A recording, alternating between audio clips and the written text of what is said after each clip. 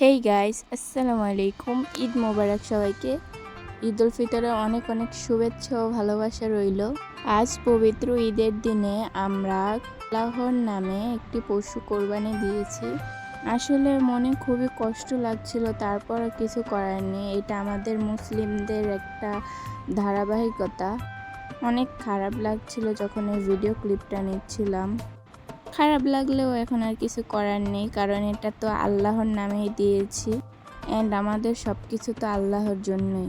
তো এখানে আমাদের ফ্যামিলির যারা যারা ছিল, ভাই চাচারা সবাই মিলে এরকম কাজ করছিল, আর আমি মাঝে মাঝে ভিডিও ক্লিপ নিচ্ছিলাম। আসলে ঈদের সময়টা সবাই বাড়ি থাকে, অনেক আনন্দ হয়। যত দূরে দূরে কাজিনরা থাকে, ঢাকা চিটাগাং সবাই আসে। খুবই ভালো লাগে জিনিসটা আমার কাছে। সব কাজিনসরা আমরা বাড়ি। এই দিনটা ছিল আমাদের অনেক আনন্দের একটা দিন। আমরা সবাই মিলে খুব মজা করছিলাম, একসাথে খাওয়া দাওয়া, একসাথে সব কিছু, একসাথে ঘুরতে যাওয়া, সব কিছু আমরা একসাথে করেছি কাজিনসরা। খুবই ভালো লাগে যখন আমরা সব ভাই বোনেরা একসাথে হই, বাড়িটা পুরো পরিপূর্ণ হয়ে যায়।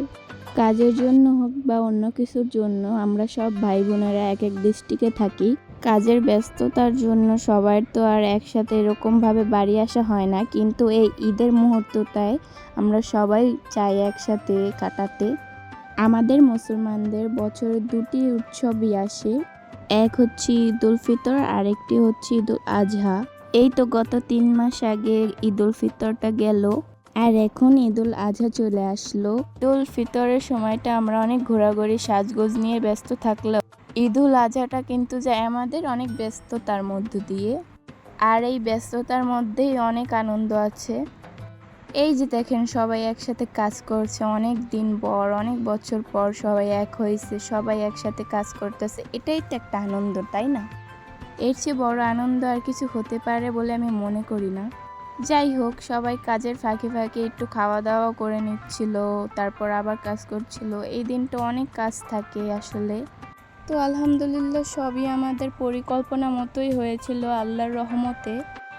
এখানে আমার সব ভাইরা, তারপর চাচারা, আব্বু সবাই মিলে মাংস বানাচ্ছিল। সবাই একদম কষাই হয়ে গেছে। আলহামদুলিল্লাহ, সব কিছু সময় মতো ঠিকভাবে হয়ে গেছে। আল্লাহর কাছে দোয়া করি এইভাবেই যেন আমাদের সবসময় কোরবানি দেওয়ার তৌফিক দান করে, এবং সকলেই ভালো থাকবেন। আল্লাহ হাফেজ।